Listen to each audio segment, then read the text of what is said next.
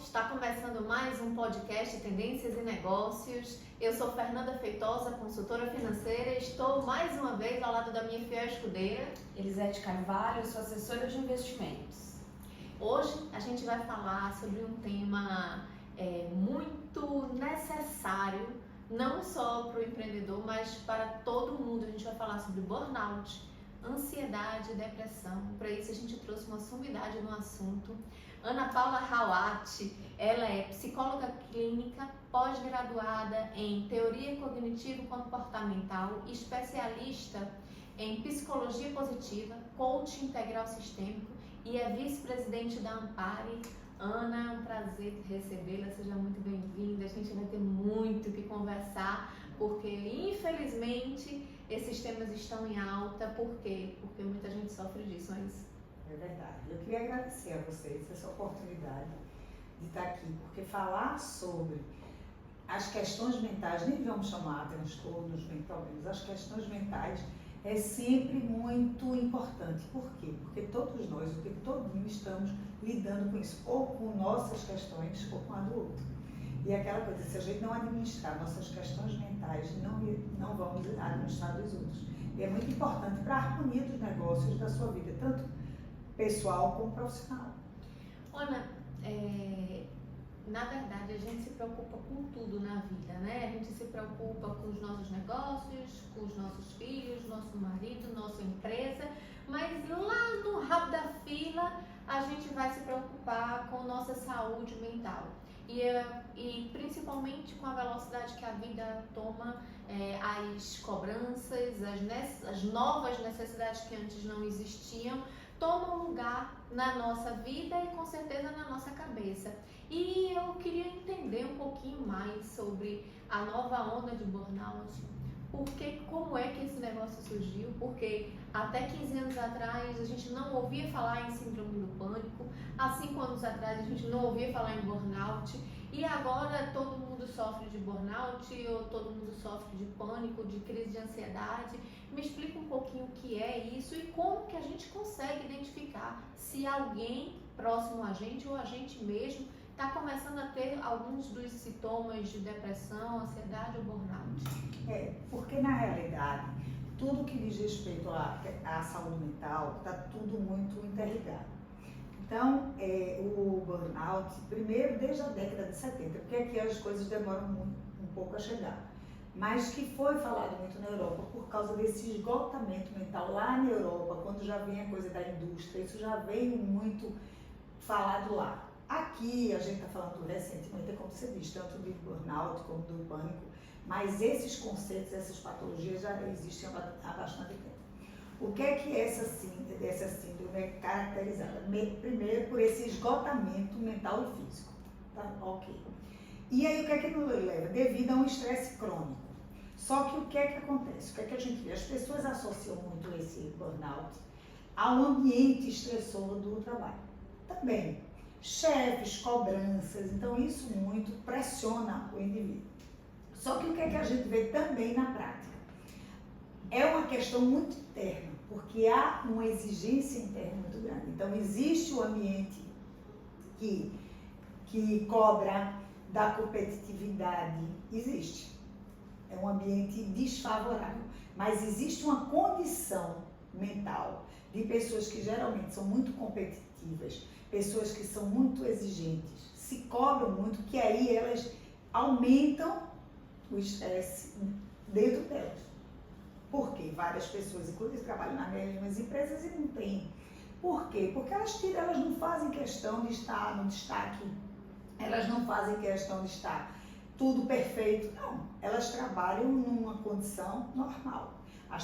Muitas pessoas, não todas, claro, mas a síndrome de burnout também tem muito a ver com o indivíduo, com esse nível de perfeccionismo, de cobrança do próprio indivíduo. Entendi. E qual é a principal diferença entre quando uma pessoa diz que ela está com síndrome de burnout ou quando ela está com crise de ansiedade? Primeiro, tudo em psicologia, em psiquiatria, pela escuta. O que é que a gente avalia? Primeiro, ver esse indivíduo no contexto total. Família, trabalho, como é que ele está falando. A pessoa que sofre de burnout, o que é que acontece? Ela é uma pessoa viciada em trabalho. Pensa 24 horas em trabalho, como se ela reduzisse todo o universo dela no trabalho. São pessoas que trabalham, por mais que a empresa tenha aquele horário, porque eu concordo, eu atendo pessoas que moram fora daqui, muito de São Paulo, inclusive eu brincava muito com essa menina jovem que vai para lá, ser agente de investimentos e tal, e elas tinham orgulho da autoescravidão que São Paulo demanda. Tipo assim, eu vou, logo antes de chegar na empresa, eu já vou responder todos os e-mails, para quando chegar lá já está tudo respondido. Então, o que é que acontece? Eu disse, mas peraí, você está roubando esse tempo de quem? Para dar à empresa. Porque você vai chegar com o seu trabalho lá pronto, tudo bem. Mas você vai estar roubando de alguém esse tempo. De você mesmo, né? Entendeu? Então, em São Paulo, inclusive, eles têm um prazer nessa autoescravidão. Ah, você saiu do escritório 10 horas da noite, eu saí meia-noite. Nos escritórios de advocacia tem muito isso também. Então, eles competem a hora que eles saem mais tarde do escritório. Então, há essa Vaidade. essa vaidade, essa coisa de que está assim, o tempo todo de produtividade, entendeu? Então, eles valorizam muito essa forma de trabalho. Então, eu brincava muito disso, vocês estão aí na autoescravidão. E aí eu comecei a trabalhar, eu disse, não, você vai responder os e-mails quando você chegar lá, você vai responder o e-mail dentro da hora que você tem do trabalho. Porque já basta que você, para sair 6 meses, se você sair na hora um pouco a mais, não é de bom tom sair. Você larga às 6, você tem que, tudo bem, eu até concordo, para não virar aquela coisa do ponto. De largou às 6, sair às 6 horas, não, mas sair 6h30, que se percebe, não, quer sair de 8 e pouco. E é mal visto quando você sai cedo. Então, como eu digo até, uma vez eu estava assistindo um empresário, ele disse, eu vejo um funcionário por 2 formas. Quando dá 6 horas na minha empresa, eu aperto a campainha. Todo mundo tem que parar o que está fazendo para ir para casa. Se o funcionário estiver com serviço para fazer, só tem 2 coisas. Ou ele está sendo sobrecarregado ou incompetente. Exatamente. Porque as horas do trabalho tem que estar. Tem que ser suficiente. Mas só que em algumas cidades, não sei se já chegou tanto aqui em Recife, eu vejo menos, mas é questão da cultura da autoescravidão. Sabe o que eu percebo, Ana? Eu percebo essa cultura da autoescravidão no empreendedorismo. Empreendedores, eles parecem, e assim, é claro que a gente sabe, eu sou empreendedora, ela é empreendedora, a gente sabe que nosso nível de exigência é maior porque existe sim uma responsabilidade com o negócio, com as vidas das pessoas que estão dentro do nosso negócio e que a gente sustenta por consequência, mas só que a gente termina extrapolando o nível da responsabilidade, né? E se viciando. Eu mesmo me considerava uma pessoa viciada em trabalho. Então, e eu não achava que aquilo ali estava me fazendo mal. E, inclusive, eu adorava aquilo. Ontem eu, inclusive, por incrível que pareça, fiz uma sequência nos stories falando disso. Que eu trabalhava constantemente, de forma livre e autônoma e com prazer, achando que aquilo ali não estava me fazendo mal. Mas, em compensação, eu estava roubando tempo do meu marido, de mim mesma, da minha vida social, da minha vida em família. E quando meu marido dizia assim, eu tirei 3 dias de férias e eu abria o computador, ficava a maior parte do tempo no computador. E quando ele pedia para eu desligar, eu ainda achava ruim. Então, esse nível de exigência eu percebo muito aqui, principalmente nos empresários. Então, os empresários, eu percebo que eles competem, dizem assim, eu nunca tirei férias na vida. Esse nunca tirei férias na vida, motivo de orgulho, motivo de orgulho, mas consequência, o corpo cobra. O corpo vai cobrar, a mente vai cobrar o preço, vai ser cobrado em algum momento, né? Então, assim, eu percebo que eu convivo demais com empreendedores e não porque eu não tenho final de semana, não porque eu não tiro férias, não. E isso eu fazia. E aí, claro, houve um ponto de virada na minha vida em que balançou, houve um terremoto de fora para dentro e interno também, e eu comecei a perceber e a me controlar em relação a isso, que não é fácil, porque eu passei décadas fazendo isso e achava isso a coisa mais comum do mundo e agora não, agora eu preciso modular, né, o meu tempo de trabalho, o meu tempo de lazer e fazer disso uma coisa normal, natural e não entender, eu preciso entender que não é porque eu não estou trabalhando naquele momento que eu estou perdendo tempo, perdendo dinheiro, perdendo alguma coisa, né? Não, eu estou ganhando em lazer, eu estou ganhando em outras coisas, né? Eu acho super interessante porque eu precisei de um tombo bem grande, né?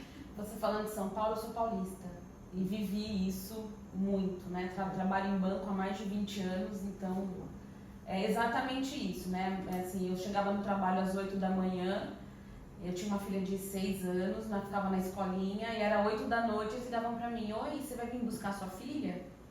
E eu saía correndo pra buscar a minha filha às 8 horas da noite. Essa era a vida realmente em São Paulo. E quando veio o convite para vir para o Recife, eu estava com burnout, beirando já a depressão, já estava, não sei se existe uma sequência disso, né? Mas já estava tomando o remédio controlado, com psiquiatra, com psicólogo, tive afastamento INSS, foi uma coisa assim bem diferente, né? Não dormia, eu me peguei não dormindo. E aí o dia que meu marido chegou e falou assim: olha, recebi uma proposta para trabalhar em Recife. Eu só falei para ele: muda que dia. Eu não pensei em nada, eu não pensei na família. Não foi assim, não foi uma decisão consciente, foi uma decisão de desespero. Necessidade, né? Foi um desespero que bateu, tipo, eu precisava mudar alguma coisa, então muda de cidade. Graças a Deus deu certo, né? A gente veio, deu certo, a gente tá aqui já há 15 anos. E hoje, se você falar pro meu marido e pra minha filha quer ir embora, eles não querem, né? Perdi o quê em São Paulo? Não perdi nada lá, né? Mas é exatamente isso que você falou de São Paulo. A gente trabalha muito o tempo todo, tem orgulho de dizer que não almoçou, que não... né? Esse orgulho do trabalho. E em relação àquilo que você falou da incompetência, né? Eu trabalhei num pub da Volks. E lá tinha o vice-presidente que era alemão, então ele dizia que se a gente está fazendo trabalho depois do horário, a gente é incompetente. A gente tem 8 horas para desenvolver o trabalho. Não está fazendo, você é incompetente. Ele não deu nem a opção de dizer, você está sobrecarregado, você é incompetente. Aí depois eu até pensei, não, ele tem razão, porque se eu não pedir ajuda, eu sou incompetente. Se eu não cheguei para o meu gestor, para o meu líder, e disse, olha, não está dando, eu fui incompetente, né? Então, isso é bem interessante mesmo. E a minha outra dúvida e meu outro questionamento é que eu tenho, quanto à saúde mental, principalmente dos empreendedores, exatamente por causa dessa sobrecarga de trabalho. E por achar normal isso, né? Muita gente acha isso normal. Só que às vezes, em vez da pessoa desenvolver a ansiedade ou o burnout, ela desenvolve uma depressão. E o que eu percebo é que muitas vezes a depressão ela fica camuflada, né? Tem a depressãozinha silenciosa e a gente ouve muitos casos de suicídio. Eu, infelizmente, conheço algumas pessoas que têm casos de suicídio na família e a gente não consegue entender porque a gente não via isso, né? Sim. Então, como que a gente pode estar convivendo com pessoas e não enxergar isso? Não enxergar que aquela pessoa está com a síndrome de burnout ou está com uma depressão. Como que a gente faz, Ana, para olhar para o outro e conseguir perceber que tem alguma coisa errada ali? Olha, primeiro as pessoas percebem, como você mesmo disse, eu estava no computador e meu marido não retornava, e eu ficava cheia. Então, na maioria dos casos, tanto de qualquer patologia, as pessoas que estão mais próximas, elas dão toque, só que na maioria das vezes as pessoas não vão. Porque realmente é como você diz, os empreendedores, principalmente falando de Brasil, com a instabilidade econômica, com a responsabilidade das famílias, é meio complicado você exigir que é um dos tratamentos esse limite para um empreendedor, como para um empresário. O que é que acontece? A gente tem uma realidade econômica, um país que não contribui em absolutamente nada para isso. Porque você tem que todo mundo está, todo o tempo está surfando numa instabilidade que precisa atenção. Cobra tudo. Cobra A questão de que você esteja o tempo todo na ponta, totalmente atualizado, com a mercadoria. Se você vende a mercadoria, lançou uma mercadoria atualizada. Então, é realmente uma coisa a mil que acontece. Então, para você tirar do empreendedor, conseguir no empreendedor, que na maioria das vezes é um negócio ainda de pequeno ou médio porte, é muito complicado, porque ele não pode pagar para um CEO no negócio dele. Ele não pode compartilhar com isso. Então, realmente é muito complicado. E o que eu acho é que nos primeiros tempos de qualquer início de um empreendimento tem que ter realmente essa coisa desmedida. Agora, lembre-se que o que vai trazer muito a patologia está muito dentro. A patologia mental, porque até tem pessoas que tiveram outra patologia, mas não foi mental. Não foi mental. Então, para entrar num surto, uma coisa, você tem que ter essa predisposição desse nível de exigência. Porque realmente, no país que a gente vive, porque qual é a maior característica da ansiedade? Não é o excesso de preocupação? Uhum. Então, como é que a gente vai viver aqui sem excesso de preocupação? Por isso que o Brasil é um dos países de mais pessoas ansiosas no mundo. Uau. Por quê? Se não for mais. Por quê? Por toda essa realidade. Porque não é só Social, estabilidade político, financeira. né? Política é a questão da violência. Você tem seu negócio e não basta só dos seus próprios funcionários poder acontecer um roubo. Você ainda tem a questão de sua empresa ser invadida. Verdade. Então, a atenção em cima dos empreendedores, porque a gente está falando de empreendedor aqui que começa tudo, minha gente, vender brigadeiro, vender roupa, vender produtos. Então, a gente está falando de um empreendedor, uma estrutura. Então, até eles adquirirem essa estrutura, eles têm que ter uma persistência e uma saúde para ter essa persistência. Só que nem todos os empreendedores vão ter o burnout. Por quê? Porque eles conseguem gerenciar o estresse. Porque estresse vai ter. Uhum. Mas eles conseguem. Então, quem melhor, que é uma das formas de tratamento, quem melhor conseguir gerenciar o estresse, essa pessoa vai ter uma saúde melhor. Eu acho maravilhoso quem consegue efetivamente gerenciar o seu estresse interno, né? Como eu disse a você, eu por muitos anos, e eu ainda me considero viciada em trabalho, hoje eu estou em tratamento, me policiando muito. Mas uma coisa que me ajudou muito foi a terapia, né? E eu sinto muita resistência quando eu falo para as pessoas, você já fez terapia? E as pessoas, terapia? Tipo, eu não sou louca para fazer terapia, né? E eu tenho amigas em que eu doutrinei para que fosse fazer terapia por muitas. Porque eu sabia que o que ela estava precisando era de entender a mente dela, né? E sozinha ninguém consegue entender a sua própria mente. E por mais que você tenha um parceiro, uma mãe, uma amiga, uma irmã que possa conversar com você, ela não é profissional, ela não vai te ajudar de forma profissional, ela vai te ouvir, ela vai te aconselhar, mas ela não vai te ajudar profissionalmente. O aconselhar, o aconselhar. No auge do meu estresse, quando vi o conselho, eu tapava os ouvidos, eu não queria conselho. Eu só queria que alguém me ouvisse. Eu queria que alguém me deixasse falar. E todo mundo vinha com solução. Não, faz assim, faz assado. Né? Então, eu não queria, só queria falar. Né? E é isso que a gente busca na terapia. Assim, eu fiz terapia por pouquíssimo tempo, porque eu estava bem no olho do furacão e querendo, com todo mundo querendo me resolver as coisas, porque eu sempre fui do tipo que vai lá e faz. Né? Então, aí vinha aquela coisa da minha fragilidade. Pô, tô frágil, tô doente, então eu não me entreguei à terapia. Então, porque resisti à terapia. Eu resisti à terapia, porque eu falava assim, exatamente, eu não tô doente, eu tô cansada, eu só tô cansada. E todo mundo tentando me ajeitar, né? Como se tivesse uma chave de fenda e arruma a Elisete aí que ela tá. Porque não é o fato, a gente tem que entender sempre isso, não é necessariamente o fato que nos adoece, é a interpretação do fato. É aquela história, o quanto você se cobra naquilo, a cor que você bota naquilo. porque senão tudo era para todo mundo. Eu costumo dizer sempre isso, minha gente, o cérebro é completamente burro, ele obedece à mente, que é no caso do transtorno do pânico. A pessoa, se na minha cabeça parecer que quem está entrando por aqui é um leão, meu cérebro não vai contestar que é um leão.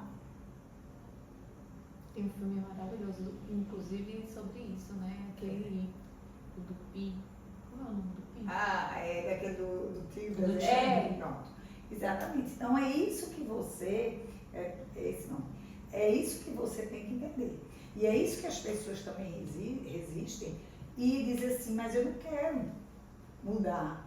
Essa semana mesmo chegou um rapaz que está totalmente destruído, está aí para psiquiatria, a pessoa veio falar comigo, uma parente, e ele disse assim, mas eu não quero fazer terapia. O caso dele, porque é 99% terapia. Por quê? Porque é uma visão de mundo que precisa ser mudada. São os valores, porque olha, por mais que a gente saiba que a gente trabalha numa empresa que exige muito, a gente tem a opção de sair. Sim. E a gente não consegue sair. E por que não consegue? Porque vai se sentir incompetente? Porque está pensando que as pessoas vão falar de você? Então, assim, não há situação que você não possa decidir. Aqui, eu estou trabalhando aqui me suga, me sufoca, quer que eu trabalhe 24 horas, tudo bem, mas eu não quero ficar. Eu não vou me submeter a isso. Então, é isso que a pessoa está. E por que ela não consegue sair? E por que nessa hora crítica e tal, você consegue deixar a sua filha o dia todo fora e não consegue dizer não ao seu gerente? Então você precisa trabalhar, que é a ordem da importância. Porque pela experiência que eu tenho, eu digo uma coisa a você. O maior investimento que você faz é no filho. Sim. Porque o maior problema que você vai estar no final da vida sem dar problema. Esse sim é um problema para você pro resto da vida, se não der tudo certo. Então, o que é que acontece? Mas as pessoas precisam, na hora, às vezes não têm conhecimento, nem querem ter. Nem tem, nem querem ter. Porque ter o conhecimento disso, digamos, se na época você tivesse isso, fazendo uma terapia, a pessoa diz, o que é mais importante? Você nunca mais voltaria. Ah, mas eu preciso comer, preciso isso, preciso daquilo. Entendeu? Então, as questões emocionais, elas estão muito dentro da gente. Por não saber, até tem um filósofo que eu não sei qual é que diz, o mais importante da vida é saber o que é importante. Na hora que as pessoas que estão num nível de ansiedade muito grande não sabem. Elas confundem o que é importante. Ela acha que de repente tudo é importante. E na depressão que nada é importante. Então, assim, que tudo é importante. E aí você perde a referência. Porque como é que eu vou agradar se eu não posso me dividir em duas? Eu tenho que escolher. E é uma questão realmente de consciência. E quando você... Eu sou o Valores. inverso dela, né? Eu sou aquela pessoa assim, é para fazer terapia? Eu vou fazer terapia. Inclusive, quando a minha terapeuta ela saía de férias, eu ficava muito irritada com ela. Eu disse, pra que férias de 30 dias? Pra que férias de 30 dias? Eu preciso dela. Não se precisava tirar uma férias de 15, né? E aí eu não faltava a minha terapia. De férias, eu fazia terapia, ela só faltava quando ela tirava férias mesmo. Porque eu sabia que eu tinha que entender alguma coisa dentro de mim que eu não estava conseguindo compreender.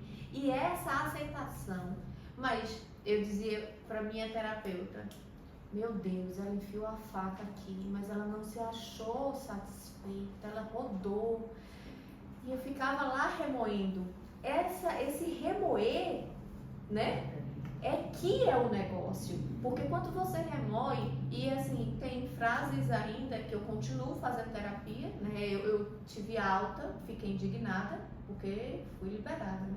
Por mim eu não tinha parado nunca. Mas tive alta. Mas aí passei por uma situação particular e precisei voltar para a terapia, porque foi a primeira coisa que eu fiz, né? Buscar Deus e depois buscar uma terapia. E nesse momento eu disse, meu Deus, eu tenho que lidar com isso tudo.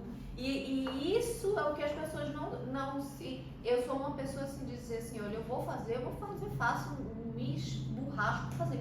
Mas na hora que eu digo que eu preciso de ajuda, eu não me nego a dizer que preciso de ajuda. Eu acho que o grande problema das pessoas que não querem buscar terapia é não querer se sentirem frágeis, né? Como a Elisete falou.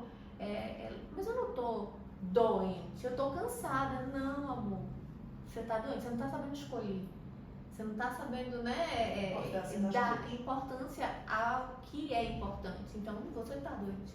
Então, Mas e essa questão, por exemplo, me veio agora a inteligência emocional. Eu não sou uma pessoa inteligente emocionalmente. Eu tenho procurado esse caminho, né? Tem uma, assim, eu imagino que isso tenha que vir desde muito cedo, né? Seria mais fácil. Porque a questão é a seguinte, o que é que eu observo na terapia? Não que eu esteja dizendo que as pessoas que fazem, que não fazem, mas o que é que a gente observa na terapia? Principalmente a turma jovem, tem muita gente jovem fazendo. Que eu digo jovem, 20 e poucos, é nesse início de carreira. Muita gente. Porque eles querem, você vê uma necessidade que hoje eles têm de serem todos os dias melhor. Tanto profissionalmente, como hoje está se cobrando muito, porque hoje os pais têm tudo essa coisa muito, muito igual em casa. Então você não tem, então eles têm que ser pai também, porque era uma coisa muito mais da mãe, hoje não. Então a gente vê as pessoas mais novas, essa geração, procurando muito terapia. Para quê? Para dar conta de tudo da melhor forma. Eles hoje têm valorizado essa coisa emocional, mas é como você está dizendo, é claro que é mais fácil quando você tem em casa um modelo que você possa copiar, modelar, um modelo de mãe e pai, que não sejam modelos ansiosos, depressivos, que sejam pessoas serenas, que sejam pessoas tranquilas, equilibradas. Se você tirar na Mega Sena, você não vai precisar realmente fazer terapia. Não vai. Mas a maioria das pessoas não tem esse modelo ideal em casa, não tem. Por que é tão difícil criar filho? Porque nós não somos esse modelo ideal. Então a gente vai trabalhar com isso, só que como a gente é muito pequenininho, a gente vai imitando, modelando, se identificando com padrões de comportamento, muitas vezes disfuncionais já. Então o que é que acontece? O que é muito grave em criança? Porque na hora que, principalmente o bebê, você está tecendo o emocional dele. O que é tecer o emocional? Para arrancar aquilo são vísceras. O que está me formando nos primeiros anos de vida são sentimentos. A matéria-prima não são os pensamentos, nem são os conceitos, nem são os filósofos. São os sentimentos. De rejeição, de ser fardo. Muitas crianças já sentem um fardo, culpa. Por exemplo, um caso bem que a pessoa estava relatando. Aí tem uma criança de 2 e de 3. Aí uma coisa é dizer, a menina, eu quero sobremesa. Você não vai comer sobremesa, porque você não almoçou, tem que almoçar, porque não é possível que você vai ficar assim, tem que comer, se não comer não tem sobremesa. A menina chora. Aí foi o que eu disse a ela, você pode fazer dessa mesma forma, só que você vai fazer o seguinte, Mariazinha, é assim, almoço, sobremesa. É a ordem. Mas almoço, sobremesa. Não tem querer, tem a ordem que você vai. Primeiro escova os dentes para sair, não tem sair, escova os dentes. Então coloque ordem. Não precisa você. Então, na hora que eu digo à minha filha, almoço, sobremesa. Quem não almoça não tem sobremesa. Quem tem sobremesa é porque almoçou. Bem, calma. Eu estou fazendo o quê? Estruturando o quê a criança? Que tem ordem, tem consequência. Se eu não almoço, eu não como. Eu não estou dando minha filha de castigo quando ela não come sobremesa. Porque no primeiro caso, a menina está sendo castigada. Ela está sendo punida porque ela não tem sobremesa, porque ela não almoçou. Não. Ela não tem sobremesa porque a sobremesa vem depois do almoço. Eu não tenho nada a ver com isso. ela não cumpriu somente a ordem natural das coisas. E aí o problema é quem não almoça não tem sobremesa. Sem dramas, né? Sem dramas. Drama, sem gritar, sem, entendeu? Sem colocar culpa na criança. Assim, ai, mas essa menina é insuportável, essa menina é um saco. Eu não aguento essa menina. Porque ela tá ali registrando tudo. Com 2, 3, 4 anos. E ali fica criando os sentimentos. Que vão mandar na sua vida inteira. Porque quem manda na gente são os sentimentos. Não são pensamentos. Pensamentos é uma tentativa de você minimizar os maus sentimentos. Às vezes consegue, às vezes não consegue. O que é que a terapia faz? Minimizar e tentar evitar que você embarque nos maus pensamentos, nos maus sentimentos, através dos pensamentos. Ô, Ana, quando eu falo, por que você não faz terapia, minha amiga? Né? Eu conselho, se alguém vem perguntar alguma coisa pra mim, eu olho e eu digo, terapia ajuda. E eu, por que tu não faz terapia? A primeira coisa que a pessoa fala é, terapia é muito caro. Mas eu sei que existe um instituto, né, que é um instituto de uma competência enorme, inclusive eu faço parte, eu sou paciente desse instituto, e é um instituto com um preço super acessível, com profissionais super competentes. Fala um pouquinho da Ampare. Veja, a Ampare é uma associação que iniciou com o propósito de dar conta minimamente das pessoas com transtorno de pânico. Porque a presidente, hoje ainda é presidente Socorro, ela tinha um transtorno de pânico e na época, início em 2001, não tinha uma rede de apoio aos pacientes com transtorno de pânico até então. Foi quando ela foi a um cardiologista, que na época era muito cardiologista, e decidiram fundar a Ampare, que começou com só uns grupos de apoio aos pacientes não, que não eram pacientes, aos pacientes enquanto doença, não paciente lá, né? E viu a necessidade de começar a ter profissionais. Então botou um psiquiatra, depois botou um psicólogo e veio outro psicólogo. E hoje a gente tem 18 psiquiatras e 25 psicólogos em todas as abordagens. E hoje a gente trata de todas, da maioria das patologias, né? Quase todas. Então a gente dispõe de um serviço psicológico e psiquiátrico num preço bastante acessível, com essas abordagens e essas especialidades em idosos, em TEA, que dá muito a questão do autismo. A gente colocou uma pessoa que é pedagoga, porque tem muito isso do cognitivo, mexer na cognição.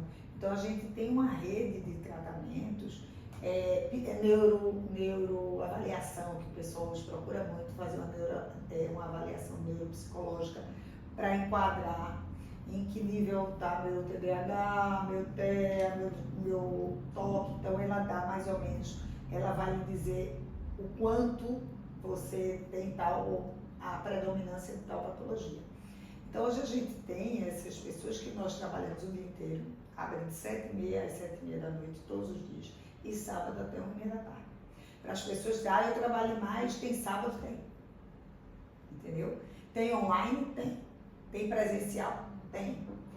Eu gosto de tal abordagem? Tem. Eu gosto de tal abordagem? Tem. Eu quero nova, eu quero mais velha, eu quero homem, eu quero mulher, tem todos esses. A sua opção. Como é essa triagem? A pessoa chega na recepção e as meninas também já têm um treinamento que vê quem parece com quem. É interessante porque as meninas já percebem, você vai gostar mais de Maria, de Tereza, de Roberta, de Cláudia, entendeu? Então as meninas já têm um pouco dessa percepção e já encaminham. E aí a Ampare funciona lá na Praça Oswaldo Cruz. E a gente tem nas redes sociais, Ampare Oficial, para quem quiser seguir no Instagram. E a gente está levando, qual é o compromisso da Ampare? Levar a saúde mental. Porque qual é o nosso propósito? Sempre a gente conversa muito isso. Principalmente eu, que gosto de ver o ser humano, apesar de eu fazer algumas coisas, mas eu acho que o trabalho salva todo mundo. Sim. Claro que não precisa você estar dormindo no trabalho, mas eu acho que como o trabalho é fonte de quase tudo, que é fonte de dinheiro, de reconhecimento, disso, dessa produtividade. Eu sou louca também pro trabalho e acho que também tem muitas pessoas que usam o trabalho porque não pode falar da família. Onde é que está o seu problema? No trabalho. Muitos casos, não vou dizer a maioria, mas muito não são do trabalho. Não é o trabalho. Porque você falar da família vai mexer num problema muito maior.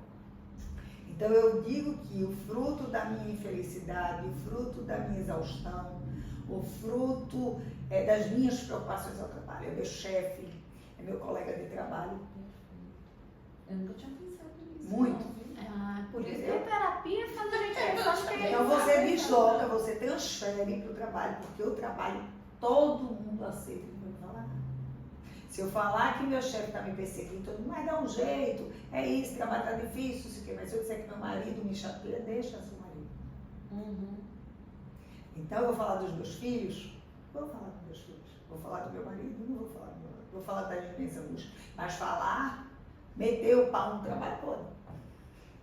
É permitido, é aceito, é exploração, entendeu?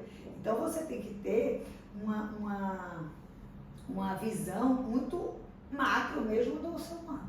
Então, o que é que eu acho que a gente faz? A gente tem condição na Amparo de pegar uma pessoa doente mesmo, com uma fobia social, pâncreas, crocada em casa, com certos, e tem condição de tratar, depois potencializar para o mundo do trabalho. Reintegrá-lo na sociedade, mas não é uma reintegração porque ele foi excluído, ele se auto-excluiu porque não se achava em condições mentais de fazer parte. Então, qual é a nossa proposta? De restaurar essa pessoa. Conseguir que ela se restaure para ela ser inserida de novo no trabalho, porque o trabalho é a fonte disso tudo. Uma pessoa não pode ter medo de trabalhar, de criar e alimentar as crenças de incapacidade. Porque no fundo, poucas pessoas são incapazes. Pouquíssimas pessoas são burras e incapazes. Do mesmo jeito que tem pouquíssimas pessoas que são geniais e o máximo de competência. Quem mexe muito nisso? Eu comigo, porque me acho incapaz, porque me acho burra, me acho. Sim. Mas se você for ver, as pessoas, nós somos muito parecidas. Somos todos muito inteligentes, muito capazes. Dificilmente a pessoa se depara com uma coisa que não consiga dar conta. Mas a gente cria essa crença. E é essa crença disfuncional que vai me incapacitar. Não é o outro, sou eu. Entendeu? Então, essas coisas a gente precisa trabalhar muito. E qual é a missão que a gente faz? Vamos pegar essa pessoa, vamos tratar. Porque aí tem casos de patologia que tem que ter. Medicação, tem que ter apoio psicológico, tem que ter apoio da família. E dizer assim, pronto, tá melhor? Tô. Vamos agora. O que é que você pode fazer e se realizar? Porque a gente precisa encontrar no trabalho, não é aquela coisa, não, é você tem que fazer o que gosta, gostar do que faz, não interessa. Mas você tem que gostar do que você está fazendo. E é por isso. Aquela história, por que a gente perde hora? Porque a gente gosta. Fernanda me conhece, sabe? Eu respondo meus pacientes. Para mim não é tortura nenhuma. Eu estar o dia todo lá, nenhuma. Porque para mim, eu faço assim, faria muito mais. Faria muito, muito mais. Porque eu gosto de estar ali, eu gosto de fazer o que eu faço. Eu gosto, Ampare também, tem um preço acessível. As pessoas até me perguntam, e a questão dos valores, por que eu estou lá? Porque eu acho o trabalho que a gente faz maravilhoso. Eu acho que essa coisa da gente poder ajudar muito mais gente, muito bom. Eu acho que isso é motivo de se orgulhar. Por quê? Porque a doença mental é aquela história, você é tão desumano, porque a humanidade, como diz a psicologia positiva, é se florescer. E a doença mental, ele murcha mesmo, é esse secar, desse jorrar de energia, de não sei o quê. O que é que ela faz secar? E Ampare, eu conheço a Ampare de 2005 e eu eu tive crise do pânico em 2005 e eu conheci, foi Ampare em Cidade que me amparou, que me salvou, né? Porque eu achava efetivamente que eu ia morrer, né? E eu não sabia que existia, eu comecei a ler as coisas que a Ampare publicava nos jornaizinhos, que eles tinham jornaizinhos, eu comecei a estudar a partir dali e eu comecei fui lá, me direcionaram para uma profissional e desde então que eu tenho plano de saúde, mas eu uso os profissionais da Ampare, eu uso o psiquiatra da Ampare, eu uso o psicólogo da Ampare. Quando eu descobri o câncer, a primeira coisa que eu fiz foi, olha, eu não vou dar conta só. Eu sei que eu vou ter oncologista, mastologista, cirurgião, vou ter todo tipo de nutricionista ou de profissional, mas eu não posso dispensar meu psiquiatra. Por quê? Porque senão minha cabeça não vai dar conta. E foi a Ampare. E se ela não der conta, o corpo também não vai responder, né? E é uma doença muito pesada, né? E corri para o psiquiatra da Ampare, voltei para minha terapia na Ampare, e o que eu mais amo na Ampare é exatamente a universalização. Então, não é só rico que pode fazer um tratamento psiquiátrico ou psicológico. Não é só uma pessoa que tem condição de pagar R$350 a consulta de um psicólogo, porque muita gente não tem. E não é só o rico que tem esse direito de poder se tratar, de tratar a saúde mental. Então, a Ampare, ela permite essa inclusão social. E assim, eu olho e eu faço, meu Deus do céu, graças a Deus, porque hoje eu tenho a minha diarista, ela estava com inúmeros problemas, eu fiz, meu amor, eu vou fazer uma coisa por você, agora eu quero que você faça. Você topa? Ela topa. O que é? Eu vou lhe indicar para um tratamento. E ela está na Ampare. E ela hoje, ela disse assim, Fernanda, eu estou muito melhor.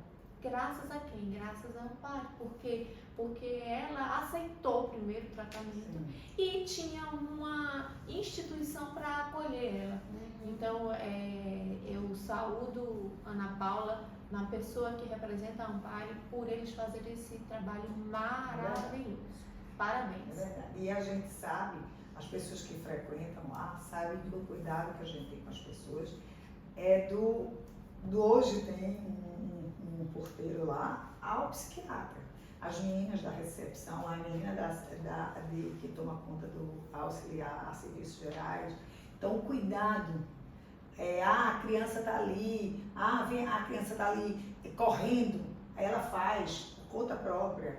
A pessoa vai lá, pega uma boneca, bota, distrai, entendeu? A senhora, ela olha o tempo todo. Então, um dia desse tempo tinha uma senhora lá, a senhora está com frio, diminuiu o ar-condicionado. Então, nós estamos sempre atentos aos sinais do mínimo sofrimento e desconforto. Se a gente notar que tem uma pessoa com desconforto, não quero nem falar de sofrimento, mas com desconforto, a gente já chega para atender. Então, realmente, cada vez mais a gente quer que o nosso maior, digamos assim, que é o valor, mas que seja isso, entendeu? A questão do ser humano com a maior preciosidade, e não só esse ser, mas esse ser enquanto doente cuidado, enquanto doente tratado, enquanto humano potencializado. Entendeu? Então, esse andar, entregar ele que chega lá, né, um pouco cadeirante, e botar ele numa maratona. Então, é esse o que a gente tem por todo. O potencial humano é incrível, né? E ele é muito, porque a gente sabe que o potencial humano só tem uma coisa que tira ele. Ele mesmo. É o emocional dele. Só isso. Tanto é que independe, você pega gente que mora, não quero nem dizer na Avenida Boa Viagem, eu quero dizer lá em Nova York, você pega aqui um da favela e o cara tem garra e outro não tem. Como é isso? Porque hoje a gente vê que ao longo da vida, eu adoro dinheiro, mas a gente quando vai ficando mais velho, a gente sabe que dinheiro é quase nada. Não estou dizendo muito dinheiro, não estou para pagar as contas. Porque tem muitas coisas. Então, o ser humano, às vezes você não tem essa energia, esse elan de vida. E eu costumo sempre dizer, quem me conhece sabe, eu dizer, olha, as coisas mais importantes da vida não se pede, não se compra, não se cobra. É verdade. Essa coisa, quantas pessoas da área, a gente vê o tempo todo. Pessoas bilionárias. Infelizes, né? Porque não tem essa coisa que você vê o pobre tem. Por quê? Porque tem isso e esse potencial humano que a gente pode também, no acolhimento, e tentar minimizar. Claro que nessas comunidades, em alguns cantos, com essas questões de violência doméstica, isso tudo interfere, são coisas quase determinantes. Mas tem o tratamento psicológico que vem o quê? Atenuar. Ressignificar, tirar ele daquelas crenças e dizer assim, sim, você tem que entender hoje, adulto, que seus pais também tinham seus problemas. E o que eles fizeram com você e disseram de você, não quer dizer que eles estavam certos, nem era verdade. Entendeu? Então a Ampare, ela tem muito isso. A gente quer chegar com gente lá e deixar a pessoa no melhor dela. Sempre foi a nossa proposta. E a gente tenta fazer isso o tempo inteiro. Agora mesmo jeito tá. O teu Fernanda que vai lá, sabe? A gente tem todo o cuidado de... Estamos sempre em reforma física, para inclusive dar. E é tão impressionante que antigamente tinha um psiquiatra lá, eu gosto de contar essa história, porque essa história eu acho que resume para a gente encerrar o Falando da Amparo. E tinha uma psiquiatra lá que trabalhava à noite. A gente fica na Praça Oswaldo Cruz, que é extremamente violenta. E não tinha na época nem porteiro, não tinha ninguém. E o que é que ela ficava só, a psiquiatra sozinha. E aí os pacientes dela chegavam lá e entravam pela madrugada, 1h da manhã, 2h, ela saía 2h da manhã, 2h da manhã. Já chegou a ser 3h da manhã. Mas o mais importante, claro que depois isso não aconteceu mais, mas o mais importante é que ao chegar no outro dia, nunca teve um copo descartável no chão, uma poltrona rasgada, um problema, e não tinha ninguém vigiando. O que é isso? O amor que as pessoas têm na instituição. A gente não tem problema nenhum com dano na associação. A pessoa quebrou a cadeira, a pessoa fez isso, arranhou a parede, roubou, nada nenhum. Pois é exatamente isso que a Ana falou, é o amor à instituição. Eu tenho um plano de saúde, por que eu não procuro meu plano de saúde? Porque eu sei que na Amparo eu vou estar tão bem atendida quanto qualquer plano de saúde de qualidade que existe hoje. Então eu vou lá e eu nem olho para o meu plano de saúde, eu vou na Amparo, eu ligo para a Amparo, eu pergunto às pessoas lá quem que pode me atender, qual o psicólogo, o psiquiatra que pode me atender. Então isso é segurança, né? E como é que a gente acha a Amparo e Ana Paula nas redes sociais? A Amparo Oficial, você olha, entra no Instagram, Amparo Oficial, e o meu é Ana Hawat. Ana Hawat. H-A-W-A-T-T. W-A-T-T.